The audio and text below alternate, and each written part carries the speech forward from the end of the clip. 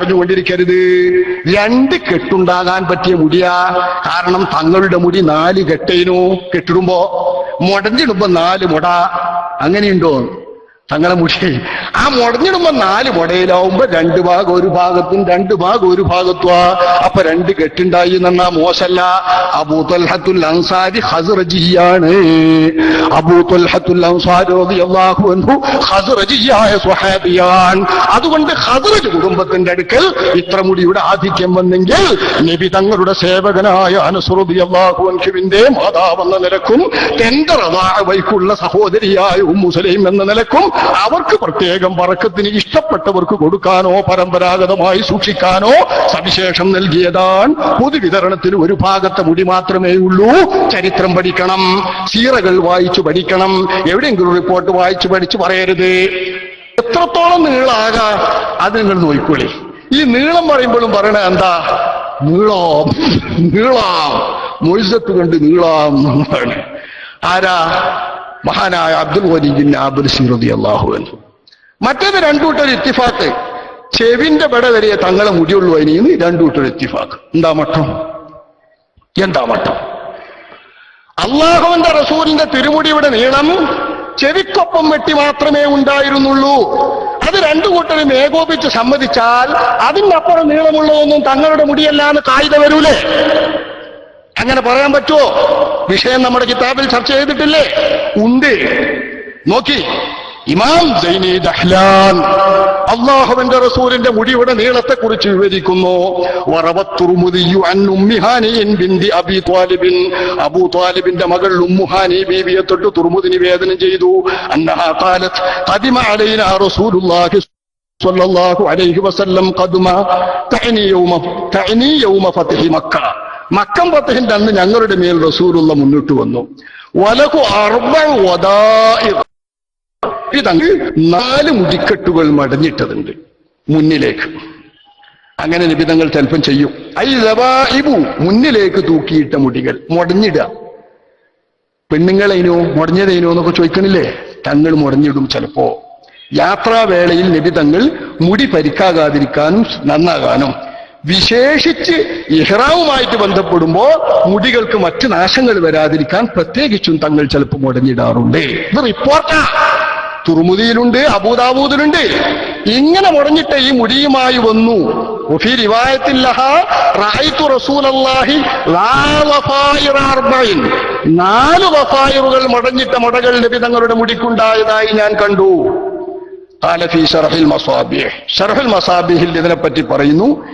ലം യഹ്ലിഖ് റസൂലു റഅസഹു ഫീ സിനിൽ ഹിജ്റതി ഇല്ലാ ആമൽ ഹുദൈബിയ സുമ്മ ആമൽ ഖളാ സുമ്മ ഫീ ഹജ്ജത്തിൽ വദാ.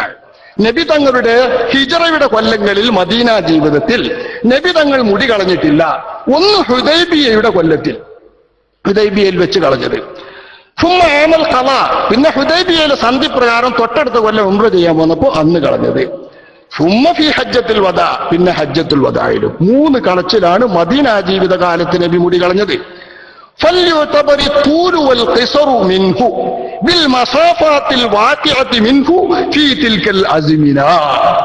ആ കാലഘട്ടങ്ങളിൽ ചിലപ്പോൾ മുടി നീണ്ടിരിക്കും, ചിലപ്പോൾ കുറഞ്ഞിരിക്കുന്നു. മനസ്സിലാക്കാലോ? അതായത് ഹിജ്റ വന്നതിന്റെ ശേഷം അല്ലാഹുവിന്റെ റസൂൽ ഹുദൈബിയയിൽ വരുന്നവരെ മുടി കളഞ്ഞിട്ടില്ല. അള്ളാഹുവിന്റെ റസൂല് അതിന്റെ ശേഷം പിന്നെയാണെങ്കിലോ നബി തങ്ങൾ ഉംറത്തുൽ ഖളാഇന് വരുന്ന കൊല്ലത്തിലേ കളഞ്ഞിട്ടുള്ളൂ. പിന്നെ ഹജ്ജത്തുൽ വദായിലാണ്. അപ്പൊ തൂലും കിസറും സംബന്ധിച്ച റിപ്പോർട്ട് വ്യത്യാസം അതിന്റെ സമയത്തിന്റെ വ്യത്യാസത്തിനനുസരിച്ചുകൊണ്ട് കണക്ക് നോക്കപ്പെടേണ്ടതാണ്. ഹജ്ജത്തുൽ വിദായിൽ കളഞ്ഞതിന്റെ ശേഷം നബി വഫാത്താകുന്നത് വരെയുള്ള സമയമാണ് ഏറ്റവും ചുരുങ്ങിയ മുടി തങ്ങളുടെ തലയിൽ നിന്നിരിക്കുക. കാരണം 3 മാസം കഴിഞ്ഞപ്പോ തങ്ങൾ വഫാത്തായല്ലോ. അപ്പൊ 3 മാസത്തെ മുടിയുള്ളൂ. അപ്പൊ അതിന്റെ മുമ്പ് എത്ര മുടി നീളുണ്ടാവും? കെട്ടിട്ട് മുടഞ്ഞിട്ട് വന്നത് എന്തിനാ? ഇത് ബഹുമാനപ്പെട്ട സീറത്തുൻ നബവിയ്യ 3-ാം വാള്യം 253-ാം പേജിൽ മഹാനായ ഇമാം ഹാഫിദ് ഇബ്നു ഹജർ തങ്ങൾ തന്റെ ഫത്ഹുൽ ബാരി ബാബു തൽബീദിലും നബിയുടെ മുടിയെ സംബന്ധിച്ച് വരുന്നത് വിവരിച്ചിട്ടുണ്ട്. മഹാൻ പറയുന്നത് നോക്കൂ. വമാ ദല്ല അലൈഹിൽ ഹദീസു മിൻ കൗനി ശഅരിഹി സ്വല്ലല്ലാഹു അലൈഹി വസല്ലം കാന ഇലാ ഖുർബി മൻകിബൈഹി, നബിയുടെ മുടി ചുമല് വരെ അടുത്ത് നിൽക്കുന്നതും കാതിന്റെ തൊട്ടി വരെ നിൽക്കുന്നതും എന്ന് പറഞ്ഞത് കാന ഗാലിബ അഹ്വാലിഹി, അതിന്റെ മികച്ച സമയമാണ്, മികച്ച രൂപം അങ്ങനെയാണ്. വകാന റുബ്ബമാ ത്വാല, ചിലപ്പോൾ അത് നീളാറുണ്ട്.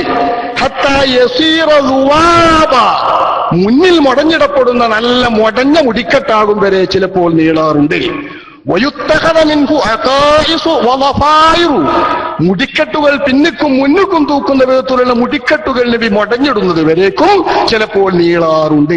കമാ അഖ്റജ അബൂ ദാവൂദ വത്തുർമുദിയു, അങ്ങനെ തുർമുദിയും അബൂ ദാവൂദ് നിവേദനം ചെയ്തിട്ടുണ്ട്. ഇത് ശ്രദ്ധിക്കേണ്ടതുണ്ട്. എല്ലായ്പ്പോഴും കാതിന്റെ വിവരായിരുന്നു എന്ന് പഠിക്കരുത് എന്ന് ആര്?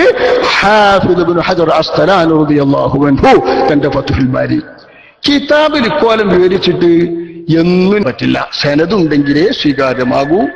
മുടി തിരുശേഷിപ്പും തങ്ങളുടെ മുടിയാണെന്ന് അറിയുന്നത് ദീനാണ് എന്ന നിലക്ക് ദീനാ മുഖദ്ദിമ വെച്ചിട്ട് അതിന് സനദ് വേണം. ഇത് രണ്ടും അബദ്ധമാണ്. മറ്റൊന്ന് പറയുന്നത് ഇത് കരിച്ചു നോക്കണം, കരിച്ചു നോക്കിയാൽ ബോധ്യപ്പെടും. നാടന്മാർക്കൊക്കെ അത് പാടായിക്കണ്, അതുകൊണ്ട് നമ്മൾ നോക്കിയിട്ടൊന്നും കാര്യമില്ല. എല്ലാ നാടന്മാർക്കും ഇത് തന്നെയല്ലേ പണി. ആരാണ് ഇതിനൊക്കെ വഴിവെച്ചത്? നാടന്മാര് മുഴുവൻ മനപ്പാടാക്കിയൊക്കെ ഓരോരോ കാക്കാമാര് ഇതൊക്കെ ഇങ്ങനെ പറയാം, എന്നാ കരിച്ചു നോക്കട്ടെ. കരിച്ചു നോക്കിയെങ്കിൽ തങ്ങളുടെ മുടിയാണെങ്കിൽ കരിയില്ല, അല്ലെങ്കിൽ കരിയും. പിന്നെ അല്ലാഹുവിന്റെ ഹബീബായ നബി തങ്ങൾ എന്റെ മുടിയെ ഉപദ്രവിച്ചാന്ന് പറയുന്നത് എന്തിനാ? തങ്ങളുടെ മുടി ഖിയാമത്ത് നാൾ വരെ ഇവിടെ ശേഷിക്കുന്നത് കൊണ്ടല്ലേ. ഇതിനൊക്കെയും സനദില്ലെങ്കിൽ സ്വീകാര്യമല്ല എന്നും നിങ്ങൾ ഓരോരോ വിഡ്ഢിത്തങ്ങൾ പറയുക, അതൊക്കെ തങ്ങളുടെ മുടിയാണെന്ന് തിരിയാനുള്ള മാർഗമാക്കി വെക്കുക, സ്വന്തം ജൽപ്പിച്ചു പറയുക, ഇതിനാണോ? അള്ളാഹുവിന്റെ ഹബീബായ നബി തങ്ങളുടെ മുടിയാണെങ്കിൽ തീയത്തി വെച്ച കരിയിലാണ്. ഏത് കിതാബിലാ ഉള്ളത്? ഏത് കിതാബിലുണ്ട് ഇത്? ഒരു കിതാബിലും അങ്ങനെ പറഞ്ഞിട്ടില്ല. അങ്ങനെ ആർക്കും വാദവും വേണ്ട. അത് ഇസ്ലാമിന്റെ ഒരു സിദ്ധാന്തവുമല്ല, നമ്മുടെ ഖസായിസിലും വിവരിച്ചിട്ടില്ല. അള്ളാഹുവിന്റെ റസൂലിന്റേതാണെങ്കിൽ കരിയില്ല എന്നറിയുന്നത്. അങ്ങനെ കിതാബിൽ പറയാത്തിടത്തോളം തിരുനബിയുടെ മുടി കരിച്ചു നോക്കിയാൽ തിരിയുന്ന ഭാഷ ശരിയല്ല. ചിലർക്ക് പറഞ്ഞിട്ടുണ്ട് എന്നറിയോ, തിരുനബിയുടെ മുടി പോലുള്ള തിരുശേഷിപ്പുകൾ വല്ല വീട്ടിലോ നാട്ടിലോ സൂക്ഷിച്ചു വെച്ചാൽ ആ വീടിന്റെ അകത്ത് കരിയലുണ്ടാവൂല, ആ വീട് സാധനങ്ങള് കരിയൂല, മുങ്ങൂല, അതിന് അപകടം വരൂല, മോഷണം ഉണ്ടാവൂല എന്നൊക്കെ പറഞ്ഞിട്ടുണ്ട്. എന്നിട്ട് ഇവിടെ ഒരാൾ പറയാ, എടോ ആ മുടി എന്നാടെ കൊണ്ടേക്ക്, എന്നിട്ട് ഞങ്ങളൊന്ന് കക്കോ നോക്കിട്ട് കട്ടുകണോ എന്നാ തിരുനബി അല്ല, തിരുനബിന്റെ മുടിയല്ലാന്നറിയാ. അതൊക്കെ ഫളായില് പറയാണ്. അള്ളാഹുവിന്റെ റസൂലിന്റെ തിരുമുടികളും തിരുശേഷിപ്പുകളും വെച്ചാൽ അവിടെ പല മുസീബത്തുകൾ കാക്കപ്പെടുന്ന രീതി. അതിന് വെക്കണമെങ്കിൽ ഷർത്തുണ്ട്, വെക്കുന്ന ആൾക്ക് ഷർത്തുണ്ട്, ആ വെക്കുന്ന വീടുകൾ ഏതായിരിക്കണം നോട്ടുണ്ട്, കാലം എങ്ങനെയായിരിക്കണം നോട്ട്. ഇതൊക്കെ മൊയ്സത്തിൽ പല ഘടകങ്ങളും ഒക്കണം, ഖസായിസിന് പലതും ഒക്കണം. അതുകൊണ്ട് പണ്ടത്തെ കാലത്തൊന്നും നടന്നില്ല എന്ന് വെച്ചാൽ ഇപ്പം നടക്കൂല എന്നറിയുന്നത് വിഡ്ഢിത്താപ്പറുണ്ട്. വഹാബികൾക്ക് അതാ പറ്റിയത്. അള്ളാഹുവിന്റെ റസൂലിന്റെ തിരുമുടി വെച്ചിട്ട് ഖാലിദ് ഇബ്നുൽ വലീദ് റളിയല്ലാഹു അൻഹു തങ്ങളവരുടെ തൊപ്പിക്കുള്ളിൽ വെച്ച് പോരാടിയത് കൊണ്ടാണ് അവർക്ക് എല്ലാ യുദ്ധത്തിലും വിജയം വരിക്കാൻ കഴിഞ്ഞത് എന്ന് ഇപ്പോഴത്തെ നമ്മുടെ ചെറുശ്ശേരിയുടെ ഉപ്പാപ്പ പ്രസംഗിച്ചപ്പോ ആ പ്രസംഗത്തിനെതിരെ അന്ന് വഹാബികൾ പറഞ്ഞത് ഉഹുദിൽ നബി തങ്ങൾ തോറ്റോടിയപ്പോ തങ്ങളെ തലയിൽ മുടിയില്ലായിരുന്നു. മഹാനായ ശൈഖുനെ ഇത് ഉദ്ധരിക്കാറുണ്ട്. അല്ലാഹു കാത്ത് രക്ഷിക്കുമാറാവട്ടെ. ഇമ്മാതിരി വിഡ്ഢിത്താപ്പളും പറയുന്നത്